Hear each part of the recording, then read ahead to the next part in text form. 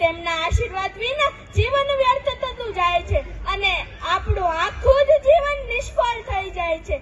આજના આધુનિક યુગમાં બાળકો પોતાના માતા પિતાને વૃદ્ધાશ્રમમાં મૂકી આવે છે. જેને તમારી આંગળી પકડીને ચાલતા શીખવાડ્યું એને તમે ગઢપાણમાં હાથ નથી પકડી શકતા. જેને તમારો નાનપણનો બધો ખર્ચો ઉપાડ્યો એને તમે ખાવા પીવા ખર્ચો નથી કરી શકતા. પિતાની હિંમત અને માતાનો આદર જો આપણને બાળપણમાં મળે છે તો તેનાથી આખી જિંદગી શ્રેષ્ઠ અને સન્માન આપવા જરૂરી છે. માતા પિતા એ આપણા જીવનના સૌથી મહાન માર્ગદર્શક છે. તેમના આશીર્વાદ વિના જીવન અઘરું છે. ઘરમાં પિતાનું સ્થાન મસ્તકનું છે જ્યારે માતાનું સ્થાન હૃદયનું છે.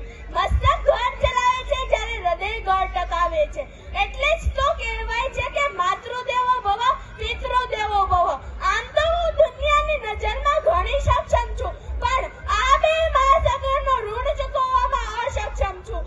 એક પિતાના પરસેવાનું ને બીજું માતાની મમતાનું. બધા પ્રેમ બતાવવા કરે છે પરંતુ જે બતાવ્યા વગર પ્રેમ કરે એ માતા પિતા. ભલે ને ગમે તેટલી મુશ્કેલીઓ હોય પરંતુ આપણને આજ પણ ન આવવા દે. તે પોતાના બાળકો માટે પોતાની ઈચ્છાઓનો ત્યાગ કરે છે. ભલે ને ગમે તેટલી પરિસ્થિતિ હોય પરંતુ તે પોતાના બાળકો માટે પોતાની ઈચ્છાઓનો ત્યાગ કરે છે અને આપણી બધી જ ઈચ્છા પૂરી કરે છે. માતા પિતા જ્યારે બોલે છે ત્યારે તેમની મહેનત અને સંઘર્ષ યાદ આવે છે. જ્યારે આપણા હજારો સપના તૂટી જાય છે ત્યારે તેને જીવિત કરનારા બે જ વ્યક્તિ મળે છે, માં અને બાપ. પ્રેમથી ભરેલું તેમનું હૃદય અનમોલ છે. તેઓ